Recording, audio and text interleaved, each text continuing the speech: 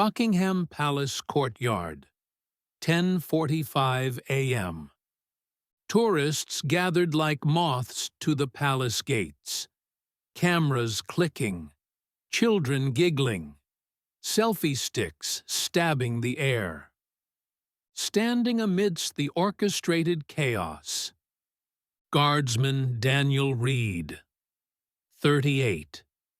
Immovable, focused, fully adorned in red and black, his ceremonial rifle at rest, yet his mind scanning every shift, twitch, glance. To outsiders, he was just another stoic figure. But inside that uniform was a man who had served across 3 war zones, buried comrades, and now stood not just to guard, but to remember. A slow, creaking wheelchair rolled toward the gate. Its occupant, Walter Harris, 84. Royal Army Medical Corps, retired. Dressed in an old Navy blazer, a faded beret, and a chest of polished medals. He parked near the front, alone, and waited. Some tourists noticed, some didn't.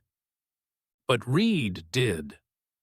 Without moving a muscle, his eyes followed the old man, recognizing the bearing, the presence, the weight of history. Then came them.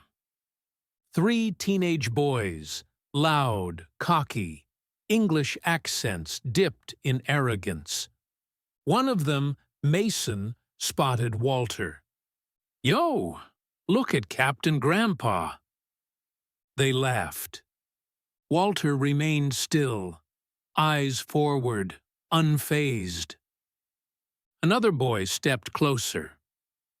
"What's that on your chest, sir? Real medals, or just your grandkids' toys?" Laughter, phones out, filming. Reed's jaw tensed, but still, he didn't move. Protocol. Mason stepped over the chain barrier. "Let's ask him ourselves."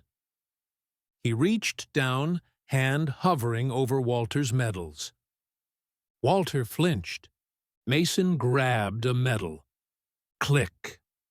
Phones filming. That's when Reed moved. Mason's fingers gripped one of Walter's medals. "I wonder if this one's plastic. Or crack." Like a coiled spring released, Guardsman Daniel Reed moved. In one fluid motion, his rifle was shouldered, pivoted sideways, not as a weapon, but a wall. The barrel landed across Mason's chest, pushing him back with measured but undeniable force. Tourists gasped. Phones dropped slightly. Mason stumbled. "Oi! He touched me!" Reed said nothing, did not blink, simply stood between Mason and Walter, his feet planted, his body a silent barricade, his eyes stone. "Did you see that? He hit him." "No, he defended the old guy." "Guards aren't supposed to move, are they?" Mason rubbed his chest and looked up, flushed and embarrassed. His friends stepped back. But the phones? Still rolling. Some were live. Some were streaming. Some already had captions. "Guard breaks protocol." "Old man attacked. Watch the guards move." Walter looked up at Reed, eyes shining. "I'm all right, son," he said softly. "But thank you." Reed's jaw clenched, but no word escaped. Quick, soundless montage. Reed's memory. A war zone. Young Reed, lifting a wounded soldier from the dirt, medals glinting under bloodied sunlight. A fallen comrade's last salute. Back to present. Reed's eyes twitch, just barely. But the weight of that moment rides on his shoulders like armor. Walter sees it, feels it, and though they haven't spoken a word, he knows. From a side gate, Sergeant Major Hale steps into view. Mid-50s, bald, formal, hawk-eyed. He's seen what happened. He's not happy, but he says nothing. Yet, he simply watches Reed return to position, standing between disrespect and dignity. Walter, too, remains in his chair, back straight, hands folded, eyes locked on the flag above the gates. Within 20 minutes, the incident is online. Clips titled, "Queen's Guard Saves Veteran from Teen Mob." Guard breaks silence with silent strength. Disrespect ends with a medal and a move. Comments flood in, made me cry. That guard's a hero. Where's the salute? That man earned one. One comment goes viral. He didn't speak. He didn't shout. He just stood for what mattered. The sun dips behind Buckingham Palace. Reed still stands, unmoving. Walter begins to wheel himself away, but turns one last time. They lock eyes. Walter raises one trembling hand, not in salute, but in quiet respect. Reed blinks. Barely perceptible, but it's enough. Interior, Wellington Barracks, later that afternoon. Sergeant Major Hale stands in front of a monitor, replaying the footage. Pause, rewind, frame by frame. Behind him, two officers whisper. He broke formation. But it wasn't aggression. Still, it's protocol. Hale turns. No one else saw the boy's hand on the medals, but Reed did. He exhales, long and cold. Bring him in. Daniel Reed stands at attention. Uniform flawless, emotion unreadable. Across from him, Hale leans forward. What you did out there saved us from a bigger disgrace. Reed doesn't respond. Hale continues. But next time, there won't be a next time. Reed cuts in quietly. Hale raises a brow. Reed, not unless someone dishonors what we stand for again. Walter's flat, evening. Old photos line the mantel. Walter stares at a black and white image of him, 20 years old, in uniform. Smiling. Arm around a younger man. His brother. Killed in 1953. He takes off the medal Reed saved. Polishes it gently. Whispers, "He saw me today. Not as a relic, but as a soldier." He wipes away a tear. The next day, a BBC reporter arrives outside the palace. She holds up a microphone. People are asking, who was the elderly man? Who is the guard? Social media is ablaze. Memes, threads, tributes. One comment stands out. That salute still hasn't happened. But the world's watching. Reed's memory. Deployment 2012. Reed kneels over a dying friend in the dirt. The friend grabs his collar. "If I don't make it, promise me you'll keep standing, even if they forget why we do it." Back to present. Reed, still guarding, still silent, but not numb. He breathes deeply, then shifts, just slightly, toward the gate. Walter returns. No crowd this time, no noise. He wheels closer, stopping just before the chain.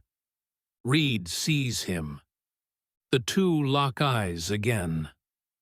Walter leans in, voice barely audible.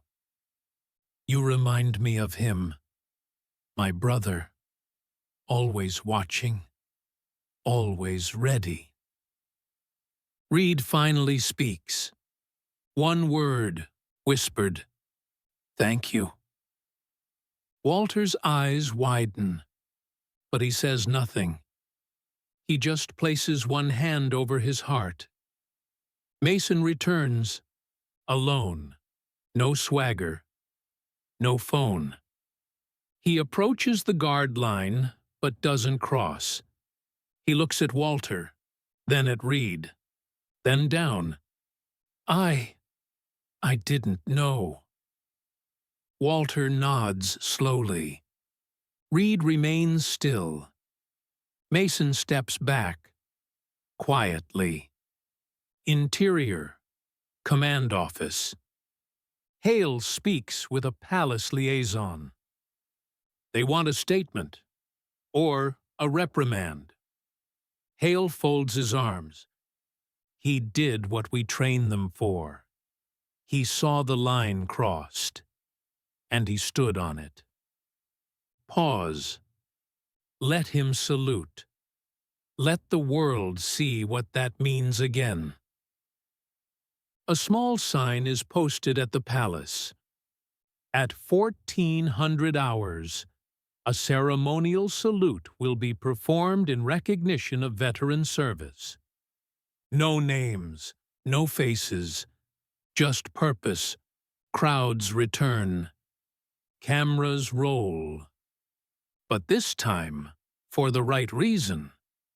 Buckingham Palace Courtyard, 1355. Tourists line the gate. Media crews whisper behind lenses. A hush spreads as 1400 approaches. Walter arrives, wheeled gently by a young palace staffer. He's wearing his full dress again, beret straight, medals shining. But his hands tremble. "He doesn't need to," Walter mutters. "He already stood for me once." The bell strikes 2. Daniel Reed marches forward alone. Not as protocol, not as ceremony, but as promise. He stops, 2 meters from Walter. No words, no commands, just silence. The crowd watches, breath held. Reed lowers his rifle to his side, brings his white-gloved hand to his brow, salutes, clean, perfect, full, not stiff, not forced, earned. Walter's jaw quivers. A tear runs down his cheek. He struggles and lifts his hand in return. Their eyes lock once more. A soldier to a soldier. A life honored by a gesture. Someone claps. Then another. Then silence again. The message wasn't for applause. It was for meaning. A tourist murmurs, "That's the strongest thing I have ever seen a soldier do." Mason stands among the crowd. No phone, just watching. He swallows hard. His eyes are red. I didn't know, he whispers. Now I do. Walter leans to the staffer. You can learn a lot from a man who never moves, and even more from one who chooses to. Reed's mind flashes one last time. The comrade on the field. The promise made. The moment of collapse. The uniform covered in dirt. The slow, deliberate stand-up. Stand, even if they forget why. Reed returns to his station. Still, silent, strong. But this time, the crowd sees him differently. Not as a statue, not as a prop, but as a guardian of something greater. The footage explodes online. The guard who saluted the past. Why one salute silenced an entire square? From stillness, strength, millions view. Comments pour in, I cried, that's all. Reminds me of my grandfather. Thank you. We need more men like that, quiet, honorable, strong. Camera pans wide across Buckingham Palace. Tourists moving, laughing, taking pictures. But in the center, a red-coated figure, unmoving, watching, not guarding walls, guarding memory.